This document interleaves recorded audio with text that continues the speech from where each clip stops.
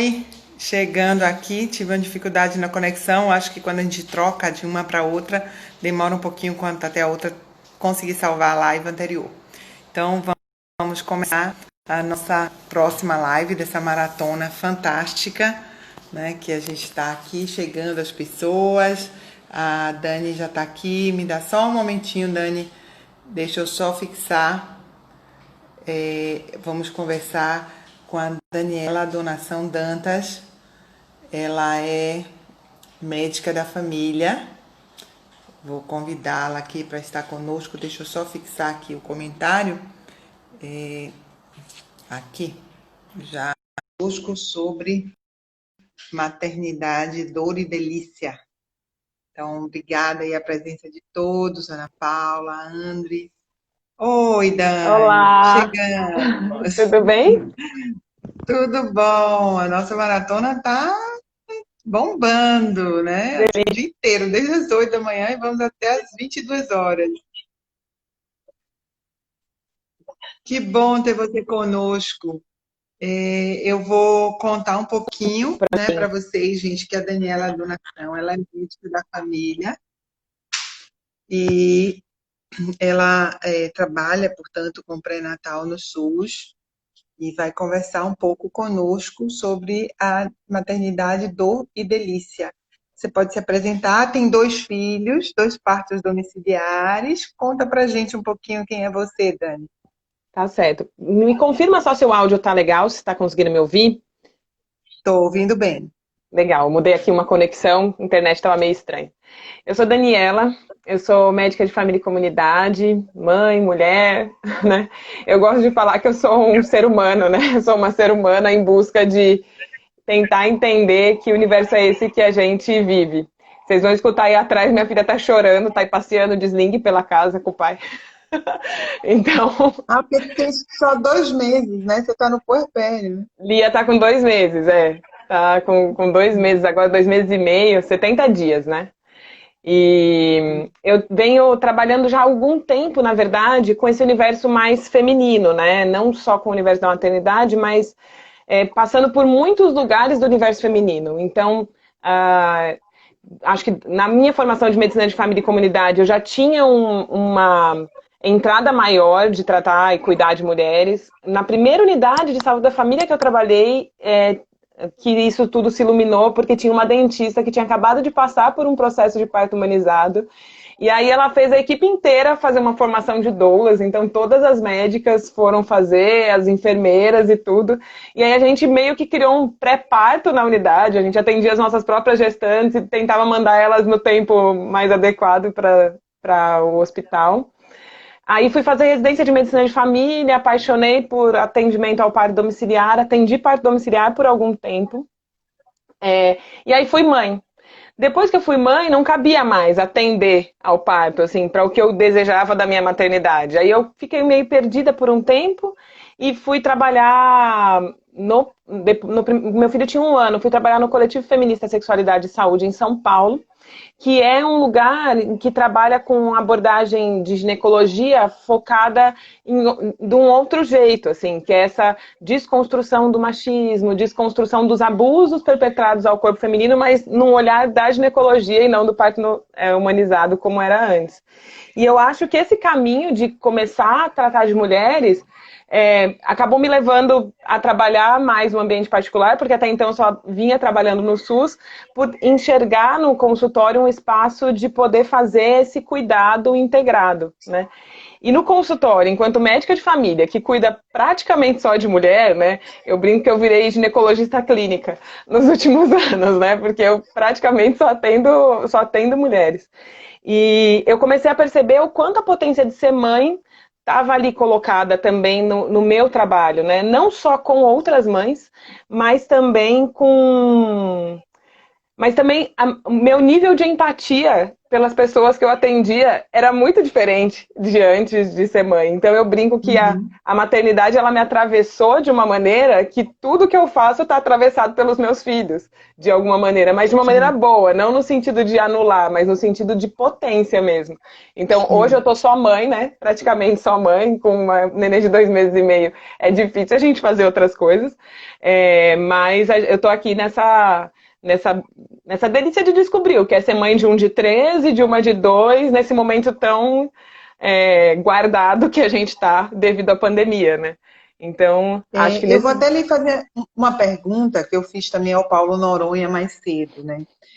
A formação médica é uma formação muito fechada, biomédica, basicamente, né?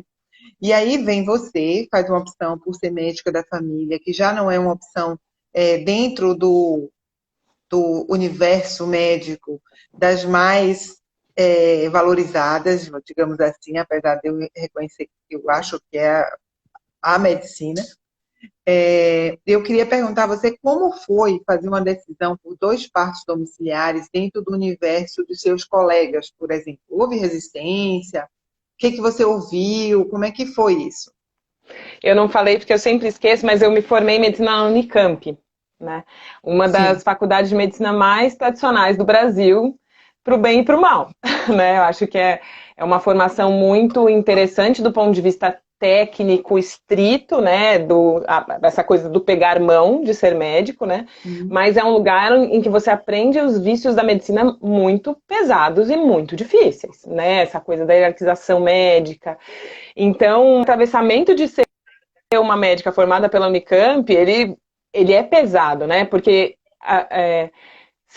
os colegas são todos formados lá, e aí você é uma médica que escolhe pela medicina de família, e eu não quis ficar aqui de jeito nenhum. Eu fui para a Universidade Federal da Paraíba para fazer minha residência, porque eu conheci, apaixonei pela medicina de família, como eles faziam lá, e eu falei, não, eu preciso aprender coisas novas, eu preciso sair daqui, porque eu tenho certeza que medicina não é só isso, né?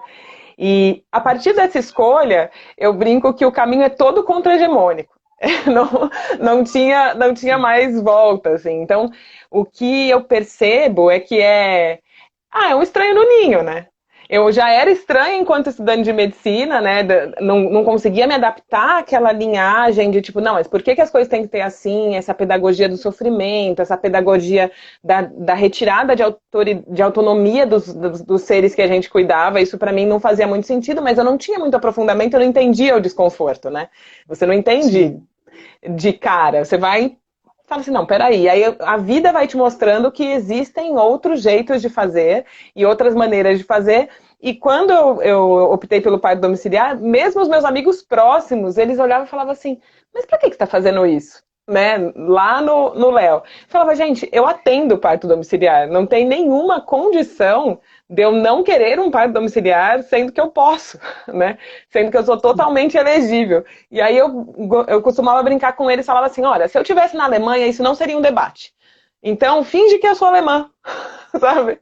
E não vamos conversar sobre isso, porque eu não fico questionando a sua cesárea, né? Apesar de eu não achar o melhor meio, eu não fico questionando uma mulher que escolhe com consciência, né? E as médicas, elas escolhem muitas vezes com consciência de todos os malefícios, mas elas escolhem por esse caminho. Eu falo, não, mesmo sabendo que você está errada tecnicamente, eu não questiono.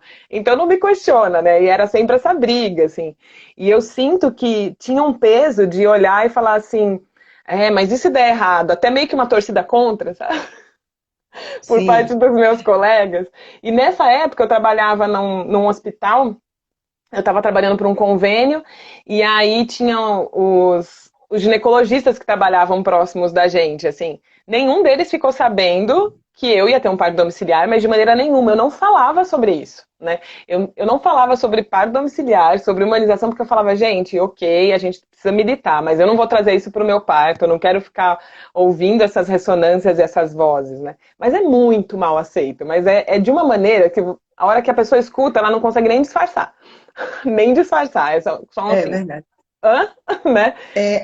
Tem uma médica da família, a Júlia Rocha, em Belo Uhum. Horizonte, e ela conta como a gestação dela e o puerpério mudou radicalmente a forma dela atender outras mulheres.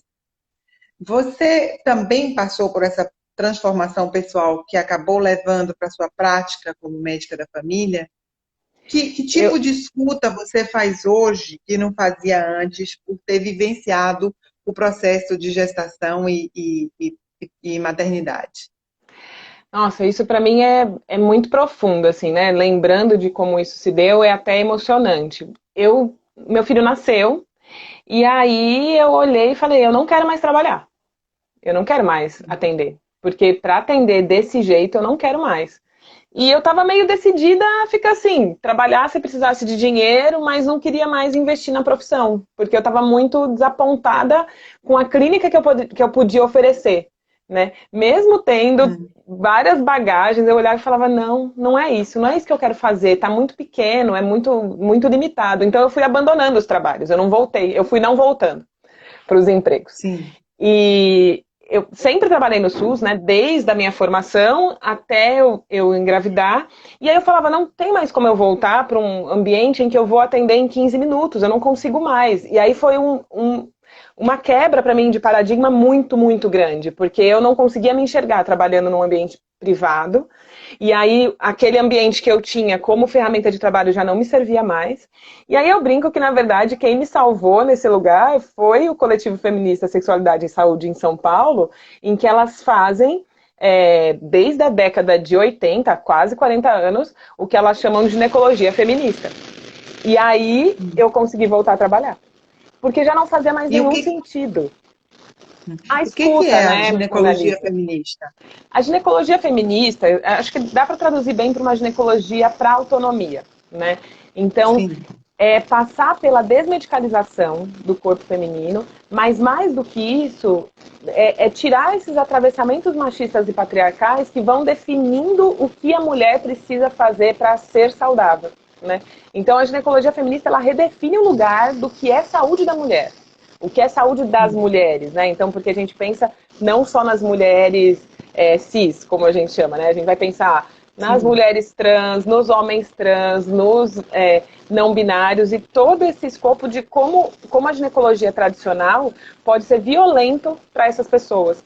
Como a banalização da dor no exame físico ginecológico, a banalização da não escuta numa consulta ginecológica, a ignorar a sexualidade, orientação sexual e identidade de gênero, e tudo isso, essas mulheres que vêm do coletivo feminista, que são muito simbolizadas pela Simone de Diniz, lá desde a década de 80, elas foram construindo o que elas chamavam de clínica gentil também. Então, como que você faz o exame ginecológico, como você oferece esse espéculo para a mulher colocar dentro da vagina.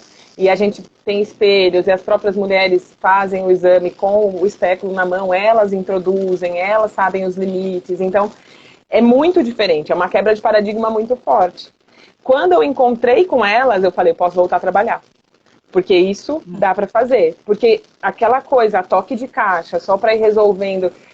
eu me sentia assim, mantendo as pessoas adoecidas num sistema adoecido, enquanto médica. Depois que eu fui mãe, eu falava, não adianta. Como é que eu vi tudo que eu vi e eu vou voltar para o trabalho como se nada tivesse acontecido, né? E eu acho que... Mas para mim a principal coisa é o meu nível de empatia. Depois que eu fui mãe, meu nível de empatia, ele mudou de tonalidade, assim. Eu me achava uma pessoa empática, eu me achava uma pessoa que estimulava a autonomia. Depois que eu fui mãe, eu acho que tô indo por um bom caminho. Não consigo nem falar que sou tanto, mas é muito diferente, né? A escuta que a gente dá para as pessoas, e não sei como que é, mas eu consigo falar de mim para mim mesma, né? Eu não conseguia fazer isso antes de ser mãe, e depois de ser mãe, isso se transforma. E é bom dizer, assim, nunca foi o sonho da minha vida ser mãe. Por muitos e muitos anos eu achava que eu ia investir na minha carreira, ia cuidar das minhas coisas e não ia ter filhos de maneira nenhuma, porque aquilo não era um plano, né? E aí, num dado momento, as coisas foram se transformando e aí eu fiz a escolha de ser mãe, né? Dentro de um contexto também que é muito raro, né? Escolher ser mãe com um companheiro que quer ser pai, que quer exercer essa paternidade. E aí, isso tudo transforma a gente, né? Porque você vive uma conexão de amor que ela é muito gigantesca. Então, você vai respirando outras coisas. Fala assim, nossa, como isso é possível, né? Eu acho que o lugar de escolher ser mãe também me mudou muito, sabe? Porque essa coisa de escolher e de desejar e de... Não, é isso. Eu sei que seu parceiro também é médico da família, Ele é. né? Então ele também já tinha feito opções como a sua. E como foi para ele a ideia do parto domiciliar? Foi tranquila? Como é que O os meu, dois sendo médicos, os dois fazendo a mesma escolha? o meu companheiro era o meu parceiro de atender em parto domiciliar. Ele era o meu Ah, parceiro tá. 2. Fazer parte da mesma A equipe. gente, a gente era, a gente atendia os partos domiciliares juntos, né? Nós dois éramos a equipe, então pra gente era um caminho natural. E na verdade, o desejo por ter filhos, pra mim, porque pra ele era muito claro que ele queria ter filhos, né? Foi surgindo através da conexão com o parto humanizado. Depois de conhecer o parto humanizado e de entender que o parto poderia ser muito diferente do que eu tinha aprendido na faculdade, que maternidade poderia ser muito diferente do que eu tinha vivido na minha infância e tudo mais, eu falei, não, peraí, dá pra ser mãe, né? Dá pra ir. Então, E, foi um caminho e um óbvio. parto e um parto humanizado não necessariamente precisa ser domiciliar, né? Sim, sim. Mas eu A acho que o gente caminho do tem. parto domiciliar pra gente era. A gente é muito conectado com essa questão do fisiológico, mas é um pouco além disso, assim, dessa questão da profundidade do que é natureza, né? A gente se sente muito enquanto parte da natureza, né? Seres humanos, animais que somos, fomos feitos para isso. Então, se eu decido isso através do meu caminho cultural, o meu corpo já sabe fazer isso. Né? Então, para a gente, isso era muito forte. Acho que naquele momento do meu primeiro parto, há 3 anos, quase 4 anos atrás, era muito mais um discurso do que, de fato, uma sensação. E aí, até nisso, o caminho do parto realmente fez essa transformação desse ancoramento no que é ser bicho, né? No que é ser bicho, e aí o seu corpo coloca o seu filho para fora, e aí você consegue receber essa criança, aí você consegue amamentar. E quanto mais eu fui me livrando dessas questões culturais e de tem que ser e vai, isso foi ficando mais fácil, né? Então agora na Lia, minha segunda filha, o meu primeiro parto teve assim, foram 50 horas de pródromo, trabalho de parto, super devagar, contrações que não ritmavam, aquela coisa totalmente mental, totalmente controlada pela cabeça da médica. O segundo parto foram 7 horas, num parto super dinâmico e nasceu, assim, né? E super tranquilo, tava praticamente só nós dois e a equipe chegou no expulsivo, né? Então, assim, outro processo, né? Conseguir ver que realmente, na hora que a gente vive isso pela primeira vez, o corpo dá aquele imprint, registra e você fala, não, eu posso mesmo, é possível, as crianças nascem, né? Então, pra gente era esse caminho muito mais pelo natural mesmo. E não era, porque a gente quer que seja natural. É porque, assim, se não puder ser, a gente tem toda a ciência por trás da gente para levar a gente para as melhores escolhas. Mas a gente acredita nisso, né? Essa crença no corpo e tudo. Então a gente compartilha muito dessa visão. Aí era muito fácil, né? Aí não tem. É decidir ir, né? É muito mais fácil. Nós temos, quando nós tínhamos a roda gestante, nós do grupo do Gentoboas Brasil, que antes chamávamos Cirandeira, nós tínhamos muitas gestantes que faziam questão de fazer o pré-natal no SUS, além do pré-natal do plano privado. Primeiro, pela qualidade da caderneta de gestante e também pela qualidade da assistência, tanto por parte da enfermeira, quanto por parte da, da, da médica do médico de família, né? Que, na verdade, são poucos encontros durante o pré-natal. Você não está mais na linha de frente na saúde da família. Mas dentro do grupo da ginecologia feminista, vocês também fazem pré-natal? Vocês acompanham as mulheres gestantes lá? Sim, e na verdade eu sinto muito isso, né? O SUS, enquanto sistema único, e o programa, né? E a estratégia de saúde da família, enquanto cuidado em saúde, ela é muito completa para uma gestante mesmo. Assim. Então, quem tem o privilégio de fazer um pré-natal que é conduzido por uma equipe de saúde da família, que está conectada com o que é ser equipe de saúde da família, é um cuidado que as pessoas não estão acostumadas, né? Porque ele não fica passando por um monte de exame, ele passa por uma vigilância, mas por uma vigilância muito mais desse cuidado compartilhado, da enfermeira, da equipe, do agente comunitário, que está todo mundo ali te ajudando a encontrar o seu caminho de saúde, né? Sim. No coletivo e no Espaço Íris, a gente atende pré-natal também. No coletivo feminista, que é em São Paulo, a gente tem uma equipe de obstetrizes. Então, eu acabo direcionando mais os atendimentos de pré-natal para elas, porque eu acho que é incomparável. Né? Você ser atendida por mim ou você ser atendida por uma obstetriz. Então, eu acho que se você é um pré-natal de baixo risco e você tem a possibilidade de ser atendida por uma enfermeira ou por uma obstetriz, é muito bom, porque é uma visão muito menos medicalizada e muito menos intervencionista do que eu, como médica, tenho. Por mais que eu me desconstrua, a minha base teórica ela é construída na medicalização. E aí a gente vai tentando limpar isso ao longo da vida, né? Então a gente faz isso. No Espaço Íris, que é em Campinas, a gente atende bastante pré-natal, porque muitas mulheres que querem parto humanizado, elas querem ser conduzidas para a equipe depois. Né? E elas já estão nessa visão de menos intervenção, elas já não conseguem estar no médico do convênio, porque o médico do convênio tem aquela história daquele monte de exame, toques desnecessários e tudo mais. Então elas ficam muito aflitas, muito aflitas. E a gente está com 2 anos agora de consultório aqui, muitos pré-natais iniciais, principalmente, para fazer os exames de uma maneira diferente, para fazer as primeiras conversas, para acolher o parceiro, né? Para trazer essa família para esse novo ambiente que é essa gestação, que é esse parto, esse puerpério. E eu sinto que foi muito bom, assim, é um atendimento que é muito diferente do que eu fazia, porque é um atendimento sem equipe, mas ao mesmo tempo eu sinto que a gente consegue, a Thaís que atende comigo também faz isso, dar uma cuidada mesmo, sabe? De falar assim, não fique indo um monte de gente, cuidado com as intervenções, cuidado com um monte de exame, cuidado com muito pronto-socorro, né? Porque a gente sabe muito bem que basta, para minar o desejo de uma mulher de ter um parto normal, basta um profissional que desestimule.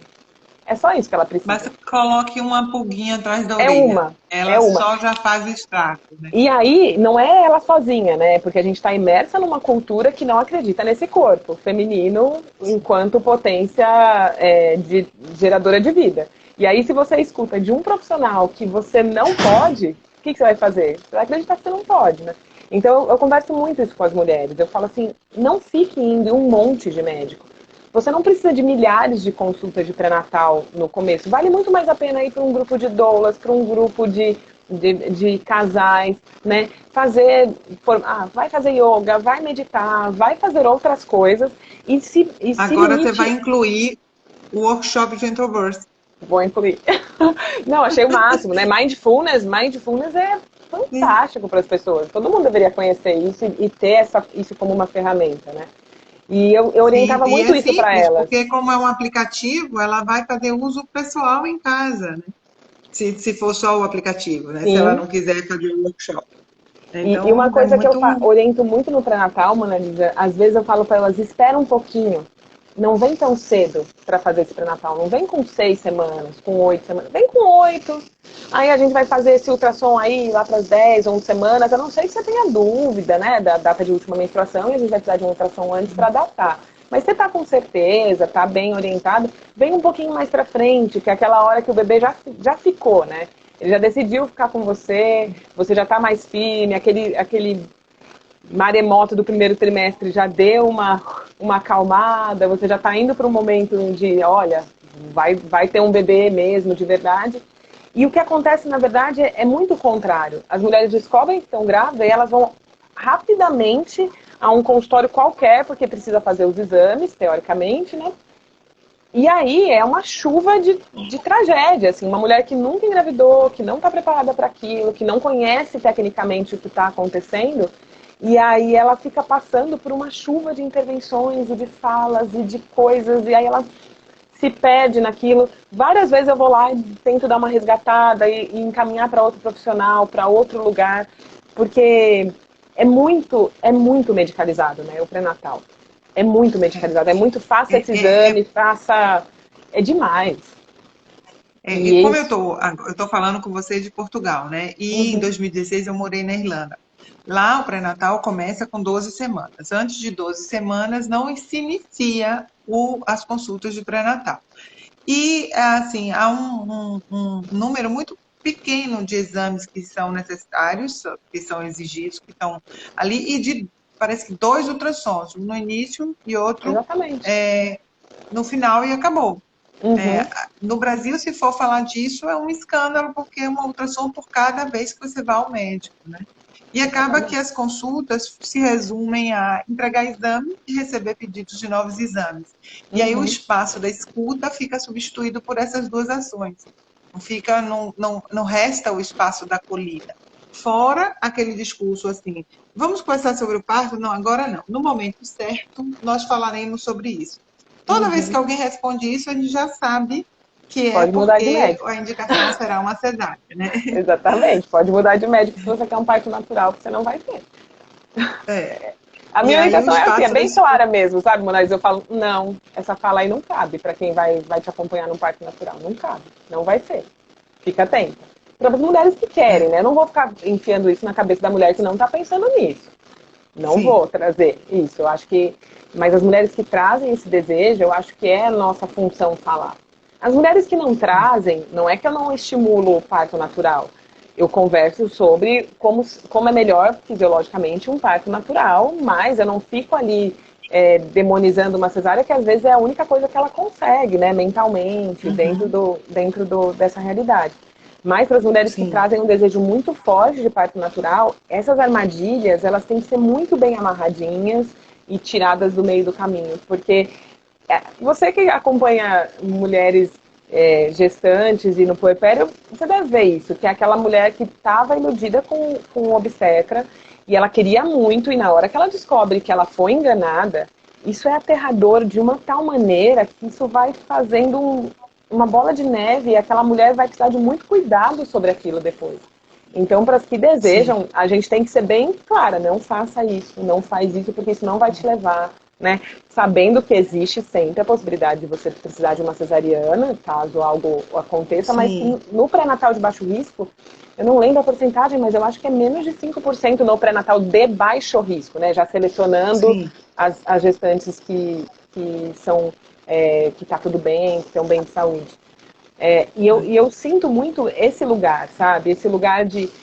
Eu, no meu primeiro filho, eu nem fiz a translucência nucal, que é a ultrassom das 11 para 13 semanas para ver síndromes, né? Síndrome de Down e síndromes cromossômicas. Eu não fiz esse ultrassom, nem quis fazer.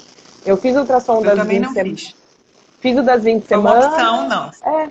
É. E a minha obstetra falou que estava tudo bem, né? Porque eu tinha um backup. Eu falei, tá, para você ser meu backup, o que você precisa? Ele, das 20 semanas. Se você não quiser, eu não vou ser seu backup. Eu falei, então tá bom, então vou fazer.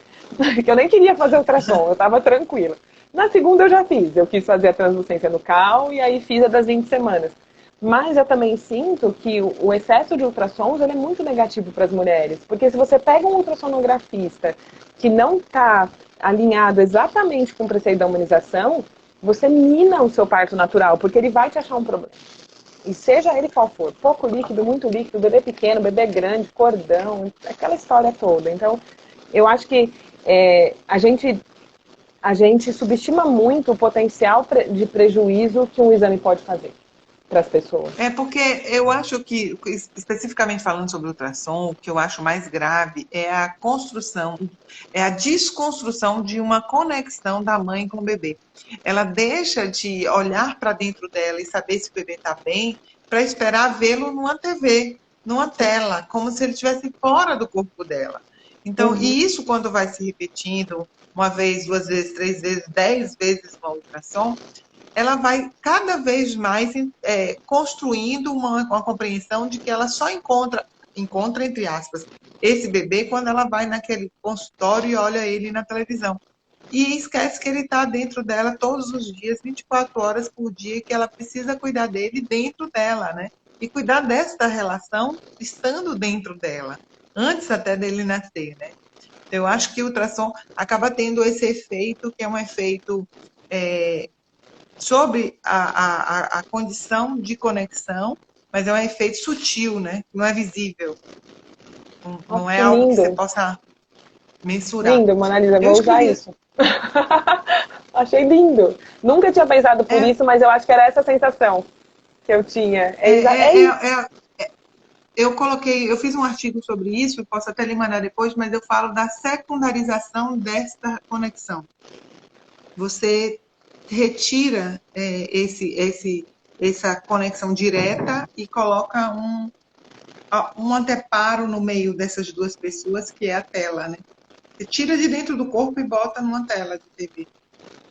E aí qualquer coisa que seja dita nesse espaço do exame já é sensacional. É isso. Já é uma sentença, né? E isso me traz um Ali um atravessamento diagnóstico. que é muito, muito fantástico. Assim, uma coisa que eu percebi muito, passando, né, de parteira de parto humanizado, médica do SUS, parteira de parto domiciliar, ginecologia feminista, mãe e todo esse lugar, eu percebo muito que as pessoas elas pegam pedaços de discurso, né? Muitas vezes a gente olha para uma coisa e a gente não quer aquela coisa, a gente quer um pedaço daquela coisa. Então, muitas vezes você está ali buscando um parto humanizado por diminuição de intervenção e tudo mais, aí você esquece de pensar no atravessamento do machismo sobre aquilo, em quando esse bebê nasce, o tanto de intervenção em consultas pediátricas que você vai permitir que ele seja submetido, o quanto que depois disso, na sua consulta de contracepção, você vai permitir ser novamente atravessada por um monte de coisas que você não deveria ser atravessada. E eu acho que a visão da medicina de família acabou me permitindo ver esse completo, sabe? Ver esse contínuo. Que é não intervenção em todas as fases da vida para todas as pessoas, independente delas estarem num momento de maternidade, de infância, de envelhecimento. E eu sinto que, né, essa questão da pandemia, ela acabou trazendo um pouco isso pra gente. Do não vá à unidade de saúde, não vá ao médico caso não seja urgente, se você não precisar muito. E mesmo assim, a gente vê a banalização de uma ida a um consultório médico, né? Hoje, você ir a um consultório médico, para além de todos os riscos que você tem de receber exames que não vão ser... que muitas vezes são desnecessários em todas as fases da vida, mas que muitas vezes são excessivos, você ainda corre o risco de contrair um vírus que pode te hospitalizar. Então, assim, isso é muito forte, sabe? Eu acho que isso é muito forte. E isso também é pra gente retomar isso, né? Você dá pra tela o poder dela dizer se seu filho tá bem ou não, e também você dá para o exame o poder de te dizer se você está bem ou não. Isso não faz nenhum sentido. A gente tem exames de rastreamento, que você vai ver as pessoas sem sintomas e você vai achar algumas coisas, mas eles são tão pontuais, eles são tão específicos, eles são tão poucos, que todos os outros, assim, olha, eu vou dizer sem medo, 90% dos exames que são solicitados para as pessoas têm que ser individualizados. Tem que ser individualizados. Né? E quando você recebe um pré-natal com 7, 8 ultrassons, ou uma mulher que passou por um ginecologista e está com 10 exames a cada visita que ela faz nesse ginecologista, ou um hipertenso, ou um diabético, eu penso assim, não, mas peraí, não é isso, né? E esse processo de se conhecer, de se saber, né? Às vezes a pessoa não está sentindo nada, né, que ela possa me dar um nome no sintoma, mas ela fala, não estou me sentindo bem, eu sei que tem algo errado comigo. Já aconteceu de eu pedir ultrassom para pessoas que eu falava assim, mas não tem nenhuma indicação. Mas a pessoa me aponta um lugar dela e fala, olha aqui, doutora, tem alguma coisa. Eu ir lá e achar. E tem outras pessoas que chegaram querendo fazer um scanning, né, de corpo inteiro e da gente conversar e se dar um abraço ou se olhar no olho e a pessoa fala, não preciso de exame nenhum e a pessoa viver bem e feliz sem nada. Né? Isso é muito fundamental. Coisa que eu vivenciei também na Irlanda, Dani, que eu sempre falo, e as pessoas talvez não entendam a profundidade desta diferença. Eu sempre digo assim, a diferença grande que eu vi do pré-natal na Irlanda era de que as mulheres iam uma vez por mês à consulta com a midwife para contar a ela como tinha sido a convivência com aquele bebê no último mês. Então, a primeira pergunta era, e aí, como estão vocês? Como vocês passaram esse mês? E aí no Brasil, a pergunta é sempre assim, como vai você? Não sei, não fui no médico ainda esse mês. Quer dizer, é o médico que sabe sobre você. Então, esse processo, tanto da ginecologia feminista quanto da humanização, que eu acho que eles se encontram, nesta devolução desse protagonismo, na construção dessa cidadania que não passa somente pelo social, mas pelo próprio corpo, de apropriar-se do próprio corpo, depende de um processo de maior, né? Porque isso vem junto com a submissão ao saber médico. Ah, mas o médico disse, foi o médico quem falou, né? E aí, quando o médico fala, eu sou professora do curso de medicina, eu digo aos meus alunos assim, tenham muito cuidado com o poder da sua Exatamente. palavra, porque essa palavra, ela pode definir muitas coisas que você não tem ideia do que o outro vai fazer com o que escutou que saiu da sua boca. Uhum. Você pode dormir tranquilamente à noite e aquela frase pode ter construído um monstro na cabeça de quem ouviu ou ter derrocado vários planos, vários sonhos, porque é um lugar de muito poder e por isso tem que ter muita delicadeza e muita responsabilidade, né? Responsabilidade, inclusive, de fazer a análise que você está fazendo para retirar desse cenário um monte de intervenção absolutamente desnecessária, né? E Mas reconhecer isso. a gente pensando, fazer um desabafo. A gente pensando no momento em que Sim, a gente está vivendo, né, no Brasil. Eu estou há sim, 100 dias dentro de casa. 100 dias. sim. Praticamente guardada aqui com os meus filhos e não por um medo muito grande nosso, assim, né? Porque tirando a fase do puerpério, a gente não é fator de risco, né? Uhum. Mas aí no começo a gente ficou porque meu marido estava trabalhando e a gente não queria ser vetor. Mas é muito essa coisa assim, eu não quero ser vetor de um vírus, eu não quero contaminar outras pessoas porque eu não fui responsável o suficiente, aí meu marido trabalha no serviço de saúde, eu saio e passo ele para outras pessoas, né? E o que acontece que eu tenho entrado mais em contato agora, e eu acho que a pandemia ela trouxe muito isso para o cenário do Brasil.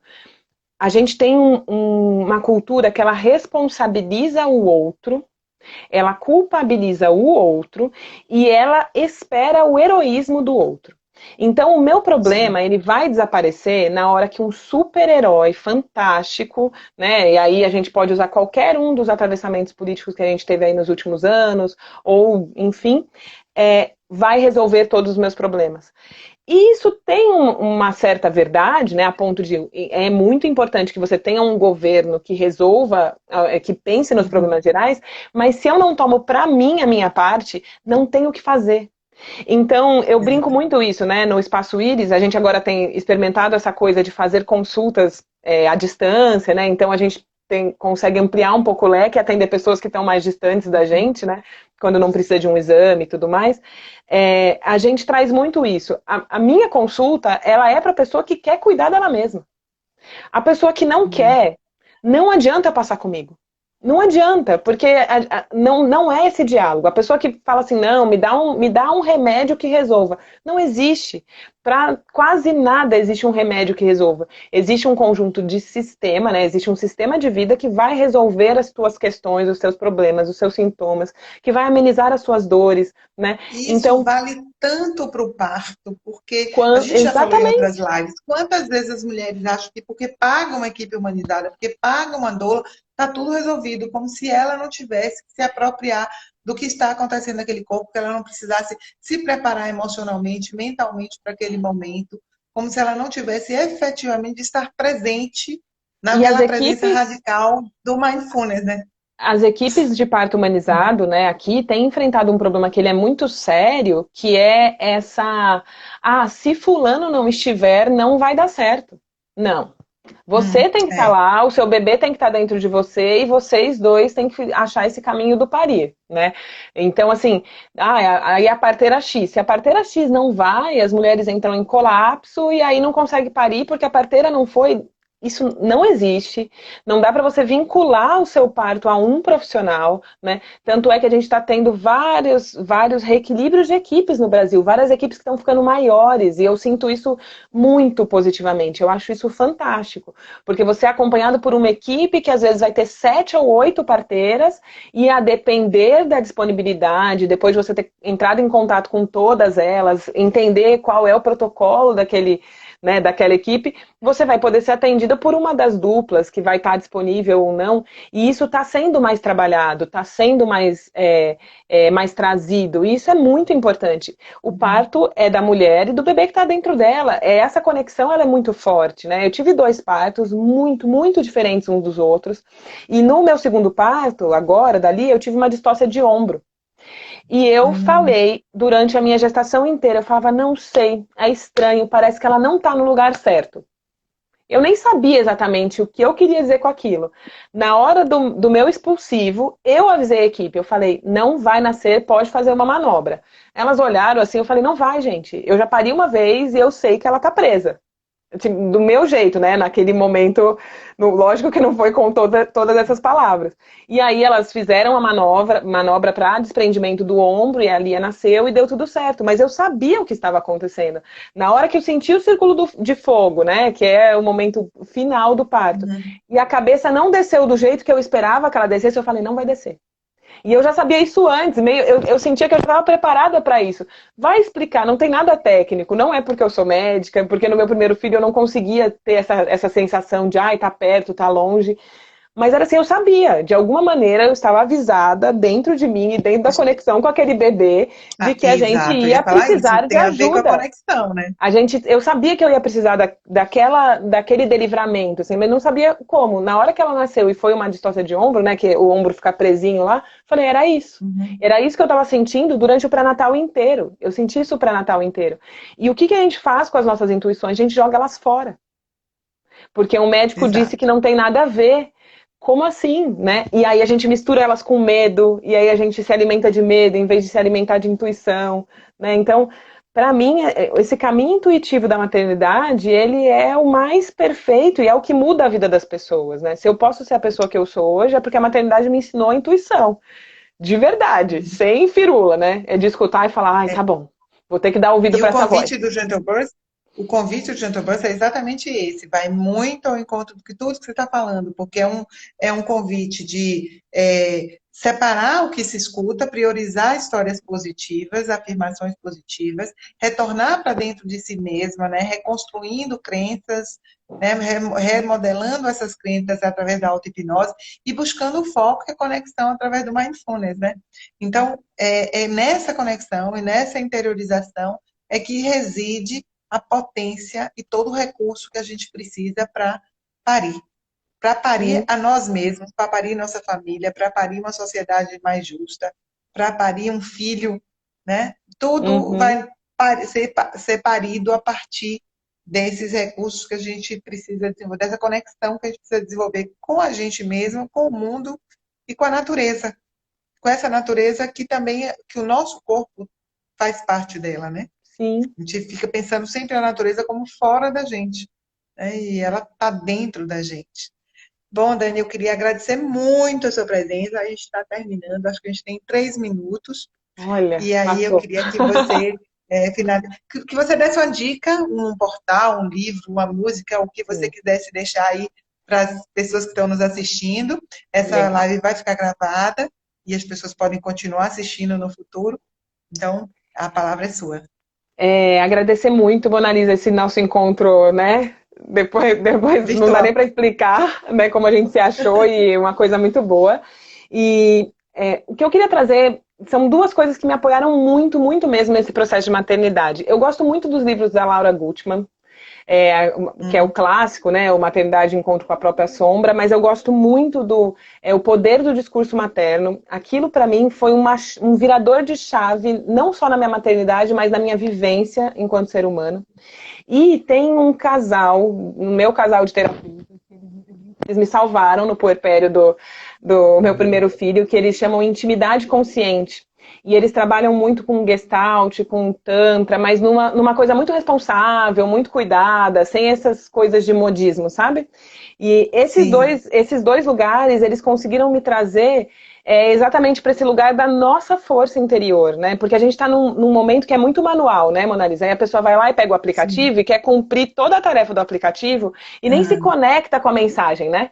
Não vai lá e exato. pega o aplicativo do Gentle Bird e fala o que daqui faz sentido para mim, o que daqui me dá prazer de fazer, né? E uma coisa que eu sinto é seguir pelo prazer. Quando a gente seguia pelo prazer e pelo que eu sinto, o meu corpo se mover para fazer, a gente é boa mãe, a gente pare, a gente é boa pessoa para o planeta, porque aí a gente encontra esse lugar. Se a gente não faz isso, se a gente seguir só pelas regras, a regra não inclui a minha individualidade, não inclui a minha história de vida, né? Então não tem como ser mãe, não Exatamente. tem como parir, não tem como viver um puerpério saudável se eu não me conecto com o que eu preciso de verdade, o que faz sentido para mim, né? Não tem fórmula. E é isso, e eu acho que é essa mensagem que eu queria deixar para as mães e para as Muito mulheres que linda. atendem mães. Eu vou pedir só para você repetir os 3 nomes, os 2 livros Tá. e Os dois o livros são da trabalho, Laura, porque da Laura Gutman, da Laura Gutman, a Maternidade Encontra uma Maternidade. Porta de Sombra. O outro é O Poder do Discurso Materno, fantástico. E a indicação é Intimidade Consciente, que é a Pema e o Thiago, que são 2 terapeutas. Eles têm muito, muito material sobre esse paternar e maternar. Eles são um casal, têm 3 filhos, então eles têm muito conteúdo sobre como os casais conseguem se cuidar nesse momento também. Acho Que que é isso. legal. Muito, muito boas dicas. Muito legal. Muito Muito obrigada, Dani, grata. pela sua disponibilidade. A gente segue na maratona. Agora a gente vai ter um relato de parto lindo de Natasha e Rosane. Então vamos seguir em Ai, que frente. lindo. A gente se vê. Beijos. Um Tchau, beijo, tchau. gente. Muito grata. Até mais. Gente, só para lembrar vocês que a gente segue na promoção do Dia da Maratona, com 10% de desconto do curso para profissionais. As lives que são semanais. Segunda-feira a gente tem live com Melânia Murim. Quinta-feira a Kika faz uma live com uma instrutora, a Júnia. E na sexta-feira tem live com Marcela sobre um dos conteúdos teóricos do GB. O nosso aplicativo é o Gentle Birth Hypnobirthing. Tá no iOS, no Android, tem versão gratuita para todo mundo que quiser baixar e tem a versão premium para quem quiser desfrutar de mais áudios do que a gente disponibiliza para todos, tá bom? Vamos continuar na maratona até 10 horas da noite. Beijos, segue aí, Stella.